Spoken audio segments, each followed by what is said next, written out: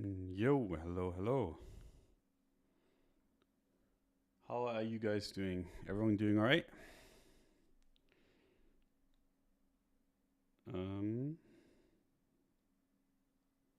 Again, FOMC timing. Yeah, wish it wasn't so, but I have to do stuff later, and I wasn't able to do it earlier. So the stream has to be during this time, and we're all gonna miss it. Slash, we're gonna see the price action of it. We already saw a little bit of it. But it doesn't really have a big impact. Like, I don't know why people keep being like, oh, this is gonna have, like, it's gonna make the trend. It's not. We just have a bunch of 1 minute candles set up and down. It doesn't really change the higher time frame picture. So it's okay to, yeah, everything I say will still be accurate, basically. But we will see nice 5 minute, 1 minute candles during the stream, which makes it a bit more fun. Hey Don, hope you're good. I'm good. Thanks, man. Hope you guys are good too. Just a little bit.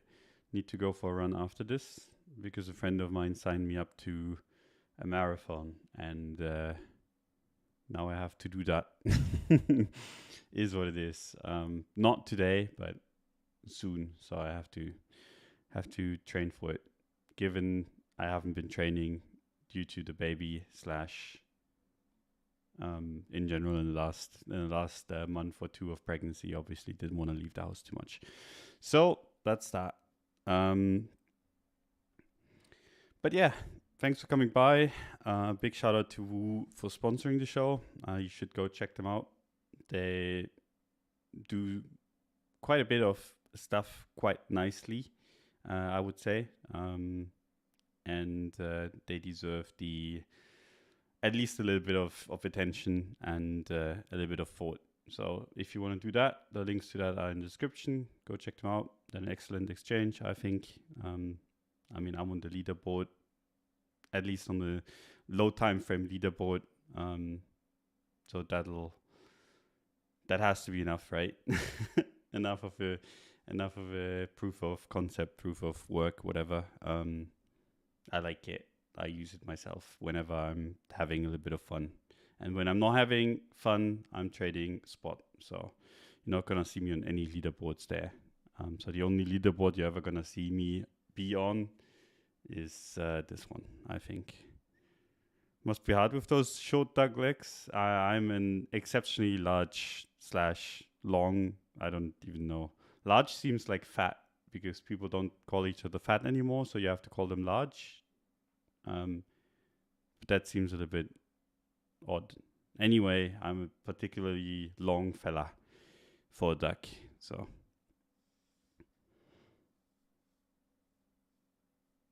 Don, can you please tell a story of you and Cred? What kind of story would you want me to tell? And I think you would kill me if I told any stories that are fun. So we might not be doing that. But we can quickly run through like the time frames. I mean, altcoin's pretty fucking boring anyway. So we can talk about the few ones that are interesting. Solana, namely, right now. And then like do Bitcoin, do ETH, do Solana, and then we can see what's up. The story where you got wasted in Vegas, I've told that story before, and there's no need to do it again. There's a particular lack of funny stories actually with him and me, which is quite sad. Need to catch up again. It's a plane ride away, so with a child that's a little bit more difficult. Anyway, let's get into the whole market thing. I know that's not what you're here for, but we can at least quickly talk about it to make it seem like this is a crypto show and to make it seem like you guys are actually interested in anything I have to say besides my real life for some weird reason. But yeah, the monthly time frame still smack in the middle between support and resistance. There's nothing here, right? You could argue for we're going to retest support. You could argue for we're going to retest resistance. There's nothing there, right? This is a big range. This is a big support. Whatever floats your boat. If you're bullish, if you're bearish, like I think there's arguments to be made for both, which basically negates the two. I think the monthly is useless right now.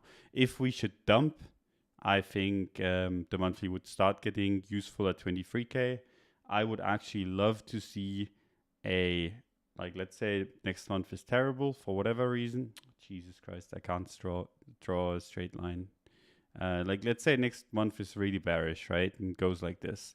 Closes at support, and then a wick towards this area would be a great buy. Now, don't have to get it.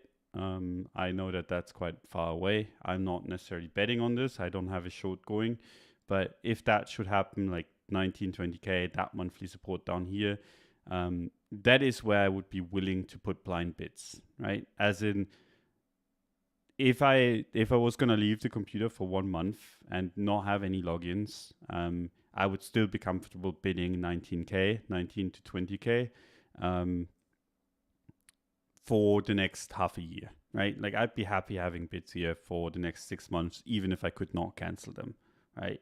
Anywhere else on this thing, not so much. Like, even 13K, like, I think that's complete. Like, I wouldn't want to bid this anymore. I think this is the only support that's really relevant. That's the one that we have to hold. If this market is bullish, we're very, very far away from it, which is good, obviously, for bulls. There's a lot of, like, if something bad happens, I'm not saying it will, but if something bad happens, we have a lot of room, a lot of cushion for this market to still be good, right? So that's the area where high time frame I'd be more than happy to bid. Anything else would have to be for other reasons, as in lower time frame reasons, right? The high time frame, that's the level. On the weekly time frame, we are currently in the process of losing support, but so far nothing's decided yet, right? We haven't closed below it. This kind of consolidation before Giga Nuke has been resistance before. We closed above it, we held above it for 4 weeks. So we've had a 4/5 weeks of consolidation / a 5-week range, and that broke down on the lower time frames. But that doesn't have to mean that it's going to be a breakdown on the high time frames, right? So on the weekly time frame, because we broke down on daily, and we'll see that in a second. But the weekly could still just be a wick, right? So for me, this is still unconfirmed, and even if it closes like it is right now, like, that's a shitty breakdown. So there's still hope left on the weekly time frame. The daily time frame is where it starts sucking. Like, that's where it starts looking shitty. But this weekly time frame is still okay, right? This is what you would want to see if you were a bull, for false breakdown. As in, if we have 4 good days that push this entire weekly candle back upwards, the market actually starts looking really, really good. So I was very bearish last week. And I didn't really see a good reason for the market to go up. This week, there's at least the possibility of this being a false breakdown. That said, for people that have watched the show for a little bit longer, you guys know that I don't like to bet on false breakdowns or breakouts before they happen, right?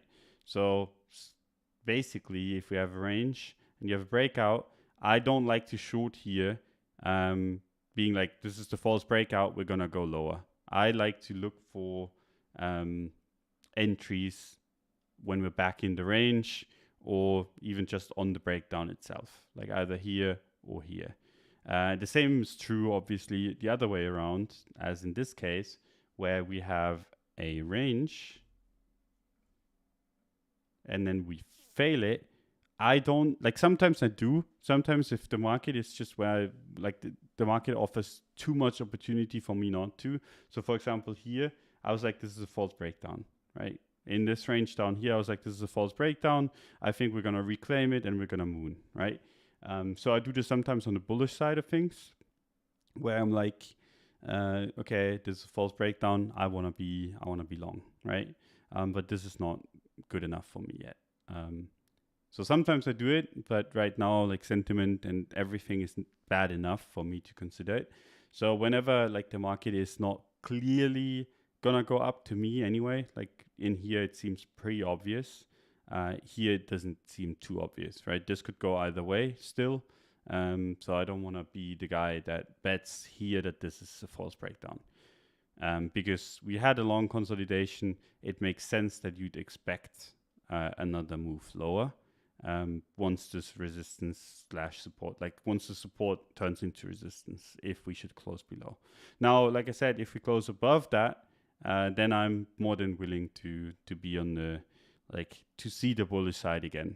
And that is why I was very bearish last week. I'm less bearish this week, just because there's more chances of going up now than there was last week.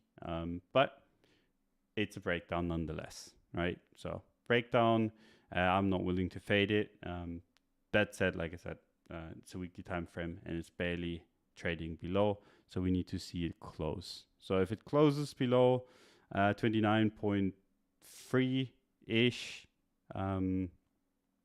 roughly where it's trading right now, I would like to, in general, just for making the signal more clear, like if it closes below 29k, I would consider this a breakdown, and then I'll be as bearish as that warrants. But until then, there's a little bit of hope on the weekly time frame, more so than last week, I think. And on the daily time frame, this is where we can see the range breakdown. I actually think there's a better way to draw this now, this range, and that is basically we come back above this red box. I think it starts looking really good, especially if the weekly closes above 29.8k. As you can see, I never have this computer on. It's just my streaming computer at this point. So there's annoying pop-ups. Oh, where did it go? That went. Don, do you look at gaps, like fair value gaps and stuff? No, not really. Don't really care about it. Can you enable subtitles for live next time, sir? I don't even know how that works. But I could look into it, I guess. I don't know if that's a thing in the settings. But if it's an easy thing, I'll try to think of it next time I stream. So that's the market, basically. Like, the weekly time frame is in the process of breaking down, but it just needs a little bit of a push. And then it's a false breakdown, and that's quite nice. We're getting a little bit of push right now. But this kind of stuff, and on FOMC day, like this, you should just be ignoring, right? Like this goes either way, and it kind of chops left, right, center. So like when you see these candles and you get FOMO, I mean, you should have positioned for whatever you wanted to do before today, right? As in, if you're bullish and you know FOMC is coming and you know that you're gonna be stuck with FOMO, then you want to be buying, just because there's gonna be upside candles and there's gonna be downside candles. But yeah, there you go. Like you see a 1 minute candle that goes up 0.4%, and then the next minute candle goes down 0.4%. And there's a good chance that the next one goes back up towards 295 or whatever. But at the end of the day, it doesn't have like it's a marginal impact on any significant time frame.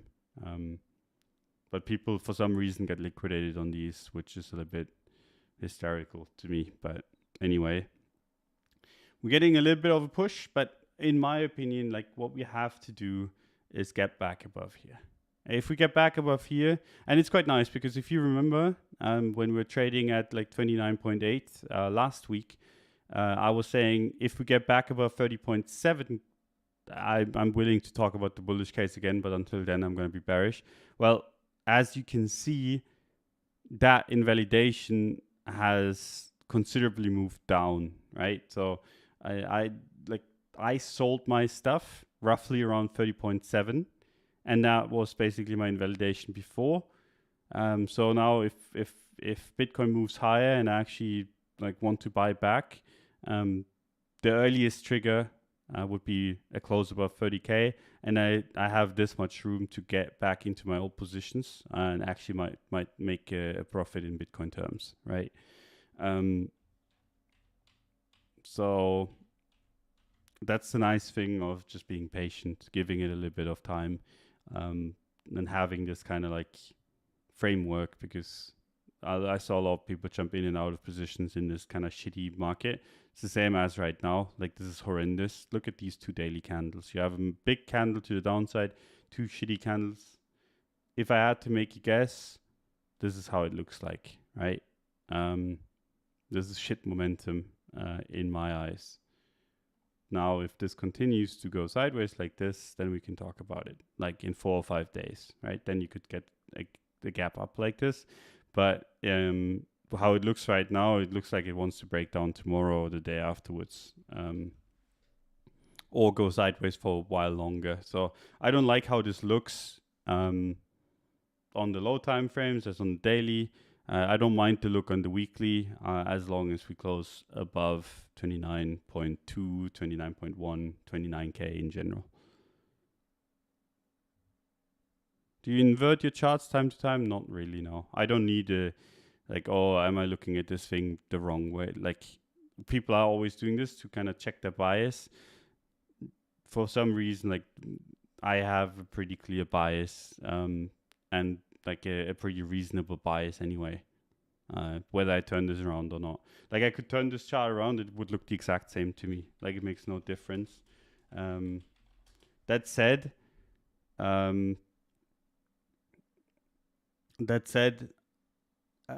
markets don't trade the same way to the up and down side. So this chart is highly unlikely to happen. Like, this is not a natural chart.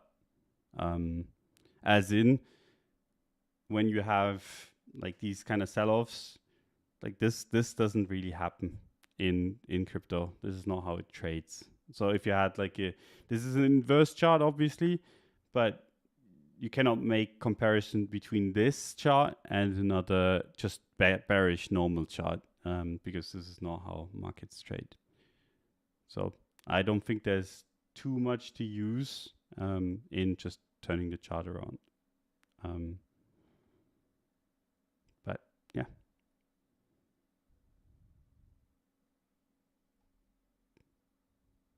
Nah, doesn't really make much of a difference to me, this or not. Hey Doug, got any best practices when it comes to opening a position and adding to it as time goes by? I rarely do that, so I don't know is the answer. Like, I buy my position and then I usually reduce. And the reason for that is because I'm like, if I was trading a market that I was giga bullish on, then I would trade the exact way, as in like I would buy and then add. But given I'm not giga bullish on crypto most of the time, like I'm giga bullish when it's low and then I get very bearish when it's high. So for me, like the moment price moves up like 50%, I get bearish inherently. I don't ask me why, it's just something that happens. I've noticed it. Like I get bullish when I see morons being bearish, and I get bearish when I see morons being bullish. So like if I bought here and I'm like, I want to add, I could see myself adding here, but very like unlikely actually. Like it's more likely that I buy here and then take off 10% here and then take off all of it here, rather than keep on adding, trying to snowball it up. It's not my trading style. So there's other people that do this very well. It's not me. What would you do if we get a huge green candle blowing out 30K after the news? Would you hop on or wait for close? Then I would just wait for the weekly confirmation, basically. Like if I don't get a low time frame entry, I would basically want to see this go like this, and then I would buy the pullback here or the pullback here into the move up. But like I said, I have zero problems with missing move. So like more than happy to just be sidelined. Even if we get a 10% day, I wouldn't be too upset. I'd be like, fuck yeah, this is going to translate into a little bit of a better altcoin trading environment, and then still trade Bitcoin, trade a few altcoins here and there. Like, for me, it doesn't make much of a difference. And just to go on the 1 minute again, like, look, these FOMC days, like, you have like a massive pump, full retraces, and then you'd be like, oh, this is bearish, whatever, because it's full retrace, and then it goes again. Literally, like, people trading this have mental illnesses, in my opinion, and it's basically like a carbon copy of the S&P. So, like, yeah, it's a carbon copy of the S&P, just a little bit more muted right now, which is actually quite funny.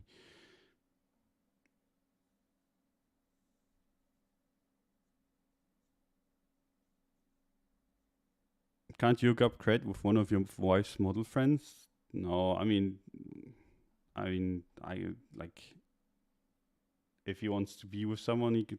This is like, I never understood this. Like, oh, I'm gonna hook you up with this and that person. Like, it's not how it works for me. Like, you just, I don't know. You have to vibe with a person more so than just I don't know. It just seems odd. It's not how you do it, and he wouldn't want it anyway. And the whole, like, oh, just because they look good or whatever, they're good partners, is the furthest from the truth. I would generally, like, I don't know, it seems like a pretty bad way to look at things, right? Just because someone is like considered good looking or whatever to be with someone, I don't know, don't think that's a good idea. So in an industry that is that much focused on looks, I don't know, it seems dangerous. You need to vibe first, and then you can go. And that's not something that someone else can decide for you, I think. On a previous episode, you said altcoins would not pump until Bitcoin hit 32K. Please explain why 32K specifically. Because that's where the market turns around, right? It's basically here. If we get back through 32K, we're back in the old Bitcoin range, right? So this is where Bitcoin topped. And if we get back in that range, basically the door opens towards 60K, right? And when people see this, they will flood into altcoins, and then you can have your nice altcoin pumps. So that's all there is to it. Basically, at that point, Bitcoin is bullish enough to warrant positions in altcoins, and people will take altcoin positions whenever. Like, people will take altcoin positions at any time during the market cycle. Just actual serious people with actual serious brains will allocate more heavily, and that's gonna have a significant impact. So if you start breaking up, I think there's gonna be more to do in the altcoin world. What do you mean when you say you're not bullish on crypto long term? I'm not necessarily saying that. I could see prices go up. I just don't think the prices of these particular assets are gonna go up. Bitcoin maybe, probably. ETH, less likely than Bitcoin, but still more likely than everything else. And then everything else, like, I'd be shocked if this was around in 5 years, right? So if I'm like saying I'm not necessarily bullish on Bitcoin, not necessarily say bullish on crypto, that just basically means that I'm not bullish on whatever's around right now. In 10 years, I doubt any of this is gonna be significant in any way, shape, or form, besides maybe Bitcoin and besides maybe ETH. But ETH is a big question mark for me too. So crypto as a whole, maybe, that's a little bit of a different discussion. But the assets that are right now, like, if you like, oh, I want to buy an altcoin for long term, I'd be like, I think you're crazy. Like, holding an altcoin for more than like 3 months is completely insane to me. Why are you in doubt on ETH? Because, I mean, you could just get something that is similarly built, better built on another platform, and then just basically do the same thing ETH has done to a lot of other altcoins to ETH.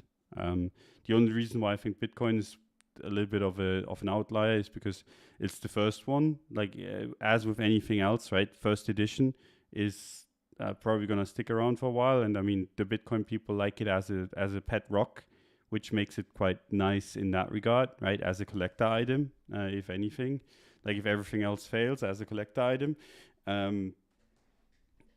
ETH doesn't have that. So I don't know. But I've always been like a little bit more on the negative side for crypto stuff. So don't let me influence your decision making. Like it took me the 2017 cycle like this. I got very, very bearish on crypto at like 12K as a concept. I was like, this shit doesn't work. And then prices like crumbled. Like I was still a little bit, like I thought prices were gonna go higher, but I didn't like the whole way it worked. So I got bearish, sold everything, it crashed. And then for me, it's basically just the counter trading the bad thoughts. This is the only thing that I really like when people are too bearish, especially on like in crypto. It just seems so easy to counter trade them. Like counter trading the bad thoughts is something that I very much enjoy. Everything else is just like whenever prices go high, I go back to my natural. Okay, this stuff just seems like magic internet money to me. I don't see the point. And that's okay, right? Like I don't know why people get upset at me for saying that's just my opinion. And people always try to change my mind, but every single argument I've seen, besides some fringe cases, just don't have me convinced.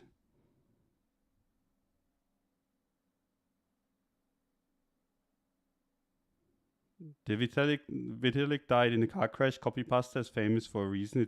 If it actually happened, ETH would be cooked. Yes, one of the ways where like it's still weak in comparison to Bitcoin, because Bitcoin doesn't have that, right?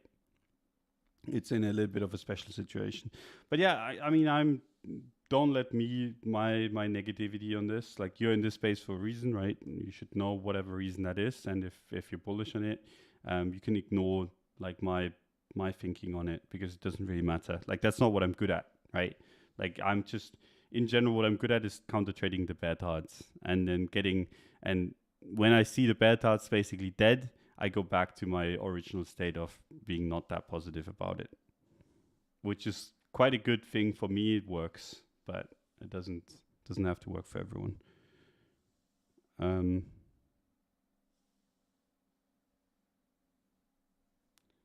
So yeah, there you go. That's Bitcoin. Like I said, the weekly close this week is going to be an interesting one. If we lose this, I think it's cooked. That starts looking really bad, and I don't like any supports all the way till 20K, right? Like I don't like anything in here. I think if we undercut this support, despite all the good news, despite the S&P basically making new all-time highs, or almost, like it's pretty damn close. It's at resistance right now, but still, like it went very, very high. That's a very different picture, right? Bitcoin and the S&P look very, very different. We had good news, all that kind of stuff. So if we don't get anything and start losing supports, I think it's fucked. And then I'm gonna pick up the pieces lower.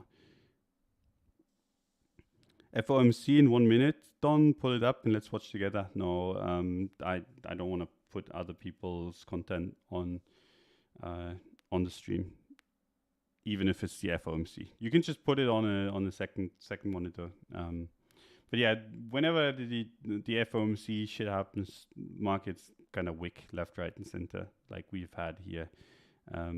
Like before it happens, during, whatever. It's just people going mad.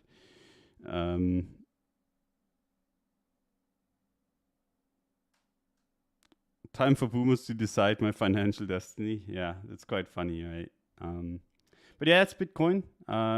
In like ETH is a little bit in the same boat, just weaker, even though it's had like a couple good days, right? So we can talk about ETH BTC first, and then we can go from there. So ETH BTC downtrend, right? Still in place, still going down.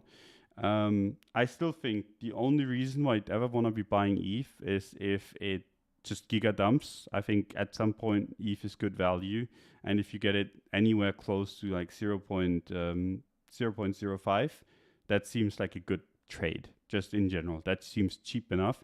I'm not saying you will get this. I'm saying if you do get it there, that's a pretty good trade, right? Or with positive momentum, because one thing that you don't want to be doing is buy into something like this, because you're bullish ETH, ignoring that Bitcoin is completely wrecking your USD value in that case, right?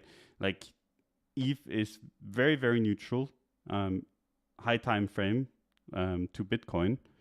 So if you're buying ETH, you're basically betting on Bitcoin right now. So you have to have some strength or like a massive dump on this to make it worth your time, because otherwise you're just betting on Bitcoin without realizing it, and that's not a good thing. The worst thing is like buying something that you don't really understand, like why it moves, how it's gonna move, all that kind of shit. So I think ETH only really makes sense, especially given we made a new low where above here, so above 0.07 or at 0.05. And I know that's a huge range, but given that this is a big range in general, it's been going sideways since middle of 21. I think that makes sense. And until then, it just doesn't. And I think until ETH makes sense, as in until ETH makes some new highs, other altcoins that don't have a narrative don't make any sense at all either. So any of the other altcoins that don't have anything looming or that have a narrative that could develop just out of the game, like a bunch of people could throw me chart names or like tickers at me, and I would just be like, does it have a narrative beyond like just being an altcoin or being this and that? Like it has to have a special narrative. If not, it's not interesting. And the entire altcoin market is like that. So until ETH BTC makes a new high or a significant new low, that's just not the market that you want to be trading. Yeah, you'd rather trade Bitcoin, in my opinion. And I would rather trade Bitcoin. On the ETH USD front, we're still getting rejected by 1930, right? And until that is out of the way, there's no signal there to be had to. So it's just choppy. Like you have a relatively good resistance here.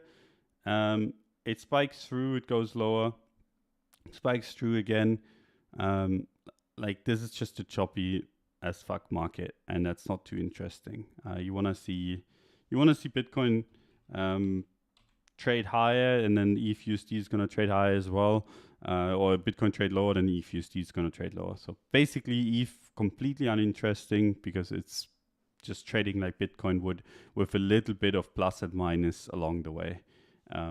More interesting, Sol, that closed inside of resistance last week, which oftentimes in these circumstances turns to support, and it's doing that right now. Like we had the wick bought up, the wick below that resistance bought up. I was saying, like, if you want to buy a dip, if you're bullish on Bitcoin, you want to be buying the Solana dip. I still maintain that. Like, as long as Bitcoin is doing okay, I think Solana is gonna do well in comparison to all the other altcoins. And today, it's been going up. I think in general this is resistance, right? But if Bitcoin pushes up a little bit, this is just gonna break it without even having to have any Sol BTC relative strength. And then I think the Sol BTC chart will kind of like appreciate. So whenever you have this kind of situation, you just have to have Bitcoin do something. And if Bitcoin does something, this is gonna do well. Why ETH is a question mark for you? Because I mean, it doesn't have the qualities that Bitcoin has. It could still, I mean, like I said, it's the most likely one out of everything else. It's just not as likely as Bitcoin to stick around. Like, I think if you come back in 20 years, Bitcoin's still going to be around. I don't know if ETH is even going to exist or not. Like, I don't know how anyone can argue that, because anyone can make a new ETH. You cannot necessarily, like, you cannot make a new Bitcoin. Like, you could, but it's not. Like, Bitcoin is the first one. It's gonna be relevant in some form or another. ETH is not necessarily the first one in anything. I mean, it is kind of, but yeah, it's not the first cryptocurrency. It's not like I don't know. Like to me, it just seems not as likely. But like I said, this is not something that I'm an expert on. I just look at the charts. For me personally, it's just if I had to close my eyes and go into coma for 20 years, I would definitely not be picking ETH. I would be picking Bitcoin and Bitcoin only.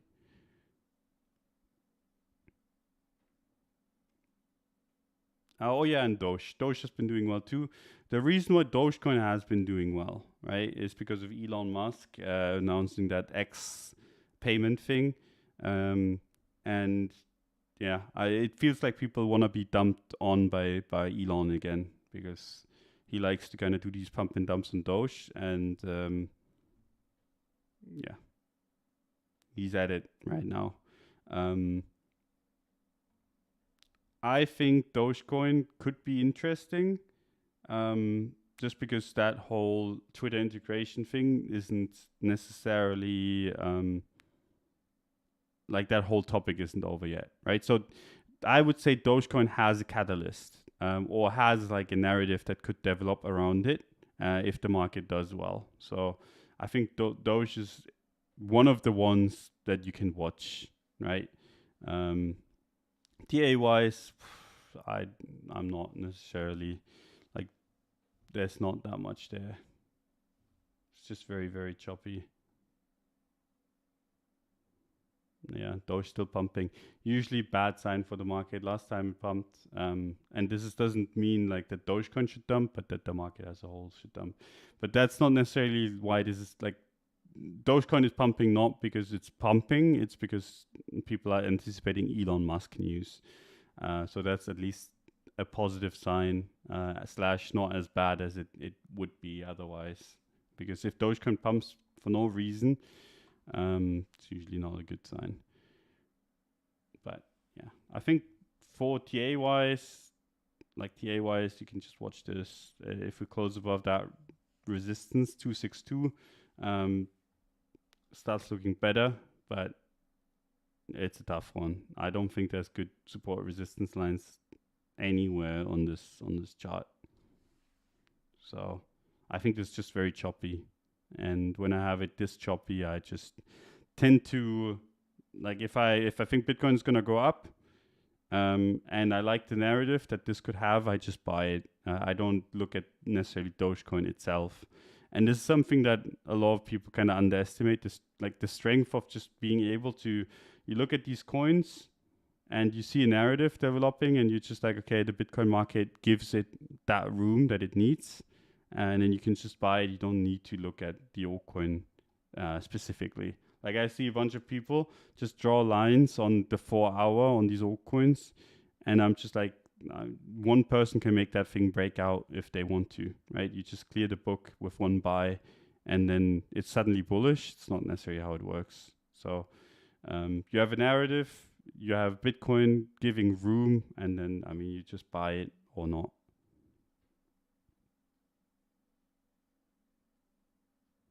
Do you know why Dino coins always pump at the end? Never really understood that part. Is there some rational explanation? It's basically when people have played all the new shiny stuff and there's nothing there anymore, right? Everything's pumped, everything's kind of moved the way it needed to. And then people are looking for, oh, what's left? And usually when you look at, oh, what's left, that's a bad sign, right? Like if you have to make up narratives instead of just having narratives, and if you kind of have to search for things, it's usually when stuff runs out of steam. And that's usually when people are like, oh, this exists. Like I totally forgot that exists. I like this Litecoin thing, or I like this XRP thing from 2 seasons back. Now, XRP obviously a little bit more interesting right now because of their case. So that doesn't really, for me, XRP doesn't really count as a boomer coin right now. But Litecoin very much does, for example. Like I find, like Litecoin, this seems like it has run its course. And I think something that is could be a decent trade as long as Bitcoin does play ball is just kind of being bullish XRP, being bearish Litecoin. I think that's gonna do relatively well. Can I ask you if you think it's a red flag that Free Arrow Capital invested in Wu? That's some of the dumbest shit I've ever heard. The Free Arrow Capital invested in literally everything. They got a seed round in anything, they took it, right? And they were in every single crypto project. So, I mean, that just... So everything in crypto, like they traded literally everything in crypto. So everything in crypto is bullshit because they invested in it. It just doesn't make sense. They did dumb shit trading wise. Basically, they took money from people. They took money without being able to repay it. But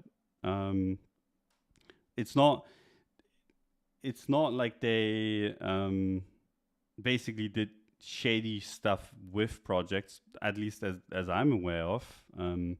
They basically just sucked at trading.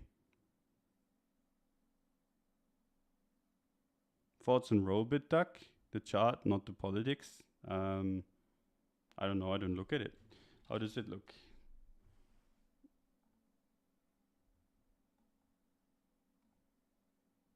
It could look worse. Could look better. I mean, it just looks like an illiquid shitcoin more than anything.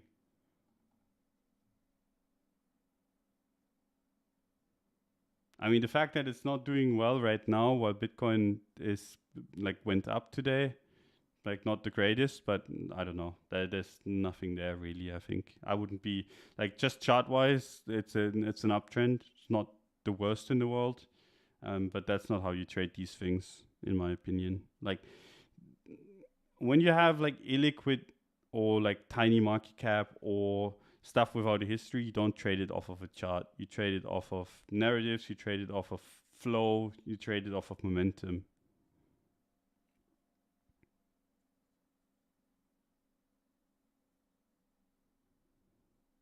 Kronos is behind Wu. They know what they are doing. Yeah, they do. But yeah, the whole, like, I think people, basically the only chart that you really need to watch, I think there's two charts. It's one is Bitcoin, right? You look at this, and one is ETH, because if ETH is trending up, you generally have an easier time with other altcoins as well. It's the only two charts that you need to watch. Everything else, you can look at it, but you don't need to draw too fancy lines or do too much TA. You need to know what kind of narratives are playing. And you need to be able to tell relative strength, right? So for example, Link has had relative strength in comparison to other things. They've also had a bunch of news. And that makes it interesting. The chart, I mean, this one has a little bit of history and it's not the worst in the world. It reclaimed that breakdown. But the chart is secondary, in my opinion, to a lot of other things with altcoins. So you need to be able to kind of tell good TA or do good TA on Bitcoin, on ETH, and then with the altcoins, I mean, just be able to read momentum and read narratives. Hope that makes sense. But yeah, that's that. Any other questions? Any other traders that trade like you that we can learn from, or people you learned from when you first started? I learned from myself, and I think that's generally what people should be doing. As in, like, I learned how to draw like diagonals, horizontals, all that kind of stuff, and then I picked whatever I liked and whatever I didn't like, I threw away, and then I just made something from that. I looked at the market and I kind of decided what I liked, what I didn't like, and how I could kind of piece the whole market puzzle together for myself. Just copy pasting what someone else is doing, I don't think is necessarily going to help you. Just take whatever you think makes sense and whatever doesn't, ignore. And so there's no real trader that trades like me, I think. Not that I know of anyway. And I didn't really learn from anyone in particular. Finally caught a live stream. Big respect, Don, for having got your patience and high conviction loosely held. Thanks, man. yeah, I think that's just sums it up pretty well. I mean, I have high conviction, but I will throw it in the dirt if I have to.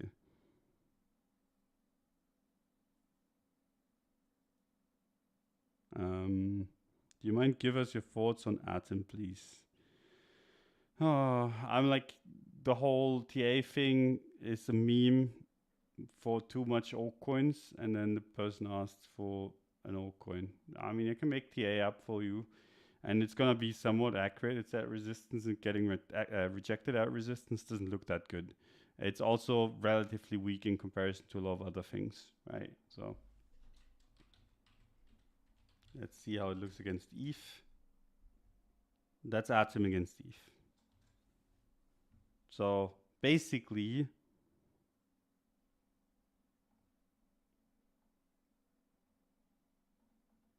that's horrendous momentum, right? And I traded Atom quite a bit, so it's not like I'm hating on it. It's just basically the most important thing that an altcoin needs to have is relative momentum or relative strength, right? And it doesn't have either. Like, this has nothing.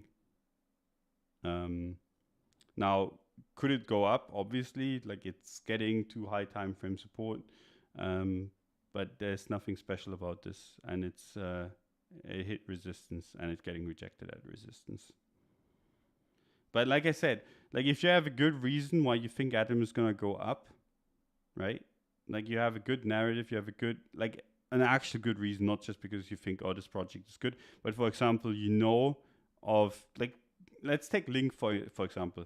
Link did like a whole, like, a new protocol or whatever. I didn't even read into it. I just saw that they launched something on the testnet, whatever, blah blah blah.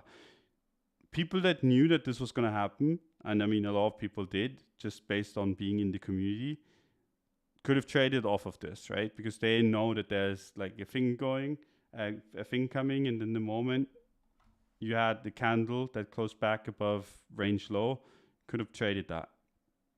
If you have the same thing with Atom, be my guest, right? But I don't know about anything that Atom has on the horizon. And if you don't have anything like that, and it's not relatively outperforming anything else, and you can check outperformance by just typing in Atom USD divided by anything else, right? I mean, that's how the Bitcoin pair looks like.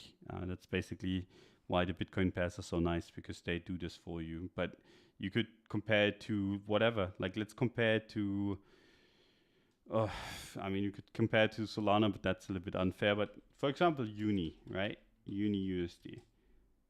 That's the Atom versus Uni pair, and that's been trending down for a while now. And then you're like, okay, obviously this is, you shouldn't be doing TA on this. I'm just saying, where are the candles going, right? And this is going down. There's less interest in Atom than there's in Uni, at least since the start of 22. And then you can just be like, okay, but I have a good reason for Atom to go up, and then you go back and you trade your Atom. But if you don't have a good reason, why would you be trading it? And you should be like this for all the altcoins. If there's no good reason to trade any of this, why are you trading it? Like, just ignore it and wait for a good reason to be there. And there's multiple good reasons to be in a coin every other day, really. It's just people hold on to that one coin that they kept on trading because they're like, oh, this coin owes me something, but it doesn't. Nothing owes you anything. If anything, you owe yourself like some reason, instead of just being like, I stuck with it so long, so I'm gonna stick with it longer. So yeah, just find good reasons to trade, and if you don't have a good reason to trade, don't.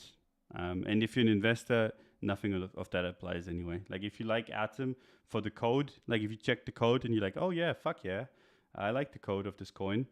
I like how they kind of programmed it. I like what they're kind of doing. Fair enough. That's a different story. Buy Doge with me, Don? No, I'm done with Doge. Elon has fooled me once. only once, but he fooled me once. I bought into this pump and round tripped it, made a little bit of money, I think, at the end, or like lost a little bit, not much. But I'm done with the Elon shenanigans. He's gonna dump it. Anyway, for me, if you bring Doge back like 90% from where it's at right now, maybe. But Doge is not a coin that I will be trading unless I have a really, really good reason to. As in, like the whole Twitter thing picks off, and Bitcoin breaks resistance, then maybe. But that's kind of how I look at the markets. Like, if I don't have a good, like, you saw me trade XRP and Litecoin, right? And people were asking me why. Well, I mean, this is the reason why for XRP. They had something coming, which makes it an interesting bet because it's gonna move. Whether it moves up or down, doesn't really matter. It's gonna move, right? I don't want to be sitting in something that just very much. I mean, ADR is a bad example, but Atom actually was a good example. I don't want to be sitting in something that just doesn't move. Like, it's not moved. Atom hasn't moved since the middle of 22. Like, it bounced, it went up, down, whatever, it went sideways. Like, I would fucking hate my life if I bought this at 9, saw it go to 15, back to 9, back to 15, back to 9, back to whatever the fuck it's trading right now, which is 9. And then it does absolutely nothing. I'd rather buy this at 9 and then it just fucking dumps. At least then I know I'm wrong and I can get out. But this shit, my money can be used much, much better elsewhere. That's why I was interested in XRP. That's why I was interested in Litecoin, because I knew the Litecoin halving was coming. And if there was ever going to be a time where this picks up, it was the Litecoin halving. So I knew I have a deadline for when I need to be out of the trade. I knew that people will be interested in this at some point.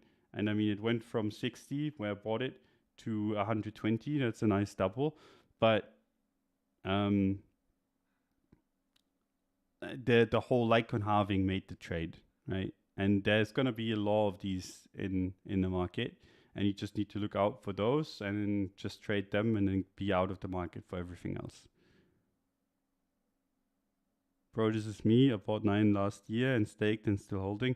Yeah, I mean, and that's okay, right? I'm not, like, if you like it fundamentally, that's completely fine. I'm just saying, for a trader, there's nothing worse than being stuck in something that doesn't move. You want to be looking for reasons why something is going to move. You buy it before it moves. And then if it doesn't move and the reason that you bought it for is over, then you just fucking sell. And yeah, sometimes it's going to pump afterwards, but sometimes it's going to dump afterwards too, right? Like, for me, for example, I bought Litecoin, it went up. I sold it because, historically speaking, if you hold into the Litecoin halving, you have a shit time. So, yeah, that's just kind of how simple you can make it for yourself, but people always overcomplicate things. It's not that complicated. It's just, you have to be rigorous, and you have to actually hold yourself accountable and hold yourself to whatever you like, the reason why you're in the trade. Because for most people, they're actually in trades that they have no idea why the fuck they're actually in the trade. And if you're like wondering why you're in a trade, then it's a bad trade. Like, almost always it's a bad trade. You have to know, why am I in this trade? If there's no reason, like, do you actually think that you can like beat the odds without any reason to be in a trade? I don't think so.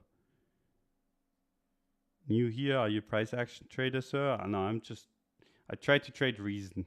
I don't, like, you can argue that I trade price action. You can argue that I trade news. You can argue that I don't care. I trade momentum.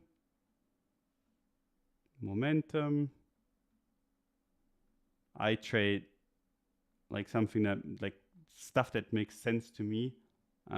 As in, like, for example, you have good news and the market doesn't go up. Like, what is that? That's bearish, right? So, like, that's for me being like having, like being reasonable, whatever, being common sense, whatever.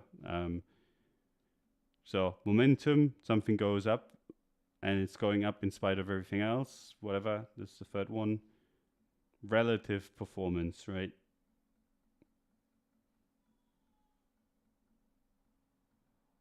So momentum, yeah, I use my head. I should just use this, just using my deduction skills. Like you have something good happen, price goes down. What does that mean? It probably means that it's shit.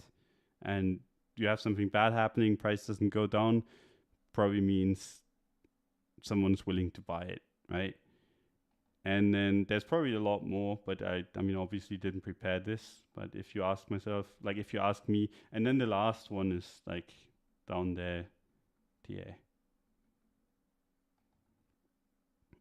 And I mean, TA does kind of encapsulate a lot of this because, for example, if I say this news should have made price go up, then I look at levels and look at where price should have gone, all that kind of stuff. So I use this in confluence with everything else. It's probably more, but it's pretty straightforward. So hope that helped. I don't know. Seems, like I said, I didn't prepare this in advance, just as an answer to your question. But yeah, there you go. That's that. I think that's enough for today. I still need to go on a run and it's getting late and I still need to eat. So, but yeah, much love. Thanks for coming by. At the end of the day, the whole FOMC, people are like, oh shit, it's gonna move price, whatever, blah, blah, blah. Shit's barely moved, is what it is. So yeah, thanks for coming by. Big shout out to Woo for sponsoring the show. You should really check them out. They're doing cool stuff, and yeah, there's a reason why we're like partnered with them. Cool people. I like him, and yeah, they're trying to make a really good product, which I appreciate. Not everyone is doing that, especially not in the exchange space. So yeah, thanks for coming by. See you. Bye bye.